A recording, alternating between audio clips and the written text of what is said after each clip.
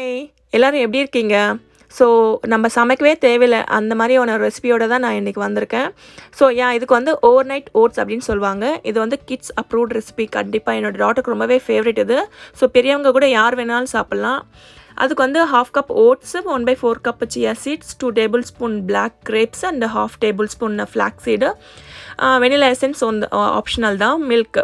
So ஸ்வீட்னஸ்க்காக நான் இங்கே மேப்பிள் சிரப் எடுத்திருக்கேன். நீங்கள் வேணால் ஹனி இல்லைனா ப்ரௌன் சுகர் இல்லை வெல்லம் எந்த ஒரு ஃபார்மில் வேணாலும் சேர்த்துக்கலாம். டேட்ஸ் பவுடர் கூட சேர்த்துக்கலாம். இந்த chia seeds தான் நான் எடுத்திருக்கேன், ஆர்கானிக் உடையது.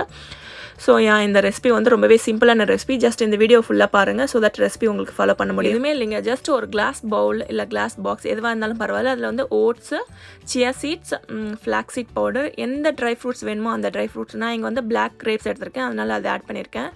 ஸோ எல்லாத்தையுமே ஆட் பண்ணி அதுக்கு தேவையான அளவுக்கு மில்க், நான் 1 கப் மில்க் எடுத்திருக்கேன். உங்களுக்கு எக்ஸ்ட்ரா வேணும், இன்னும் chia seeds நல்லா சோக் ஆகணும் அப்படின்னு நினச்சிங்கன்னா இன்னும் கொஞ்சம் எக்ஸ்ட்ரா மில்க் கூட ஆட் பண்ணிக்கலாம். இதுக்கு வந்து பெஸ்ட்டு வந்து ஆல்மண்ட் மில்க் தான். நிறைய பேர் இங்கே யூஎஸ்லலாம் சாப்பிடுவாங்க. ஸோ டெய்ரி ஃப்ரீ அப்படின்னா ஆல்மண்ட் மில்க் இல்லை கோகனட் மில்க் எடுத்துப்பாங்க. டெய்ரியோடனா நம்ம கவ் மில்க் எடுத்துக்கலாம். ஸோ நான் இந்த மாதிரி தான் பண்ணுவேன் என்னோடய டாட்டருக்கு. ஆக்சுவலாக இதே நாங்களும் அதை தான் சாப்பிடுவோம் மேக்ஸிமம். ஸோ இது over night chia seed pudding இல்லை ஓவர் நைட் ஓட்ஸ் அந்த மாதிரி என்ன நேம் வேணால் வச்சுக்கலாம். ஸோ எல்லாத்தையும் சேர்த்து நல்லா அந்த chia seedsலாம் நல்லா அந்த பாலில் நல்லா கலக்கிற அளவுக்கு, அதாவது முழுகணும். அப்போ தான் வந்து அந்த chia seedsலாம் நல்லா சோக்காய் டபுள் சைஸில் வரும். ஸோ மார்னிங் எழுந்து பார்க்குறப்போ ஸோ எல்லாத்தையும் கலந்து நீங்கள் டைட்டாக க்ளோஸ் பண்ணி ஃப்ரிட்ஜில் வச்சிட வேண்டியது தான். இது வந்து நான் சர்வ் பண்ணும்போது எந்த ஃப்ரூட்ஸ் வேணால் எடுத்துக்கலாம். நான் வந்து ப்ளூபெரிஸ் எடுத்துருக்கேன், என்னோடய டாட்டருக்கு ரொம்பவே ஃபேவரட் அது.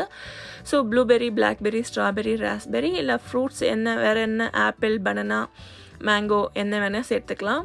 ஸோ எந்த ஃப்ரூட்ஸ் இருக்கோ கண்டிப்பாக அந்த ஃப்ரூட்ஸ் ஆட் பண்ணுங்கள். ரொம்பவே டேஸ்ட், அந்த ஹெல்த்தியான ஒரு கம்ப்ளீட் பிரேக்ஃபாஸ்ட் ஆகிருக்கும். ப்ளஸ் வந்து ரொம்ப நேரம் பசிக்கவும் செய்யாது. என்னோடய டாட்டருக்கு ரொம்பவே ஃபேவரட் இது ஆக்சுவலாக. அதனால தான் இந்த ரெசிபி நான் அப்லோட் பண்ணலான்னு நினச்சேன்.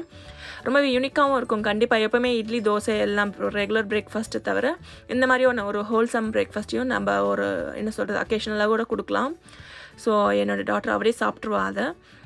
அதனால தான் இந்த வீடியோ வந்து நான் அப்லோட் பண்ணலான்னு ரொம்ப நாளாக நினச்சிட்டு இருந்தேன். இந்த வீடியோ உங்களுக்கு பிடிச்சிருந்தா கண்டிப்பாக லைக் பண்ணி ஷேர் பண்ணி மறக்காமல் சப்ஸ்கிரைப் பண்ணிக்கோங்க. ஸோ தட் ஃப்யூச்சரில் நிறைய அப்டேட்ஸோடு நான் உங்களை பார்க்குறேன். ஓகே, தேங்க்யூ, பாய்.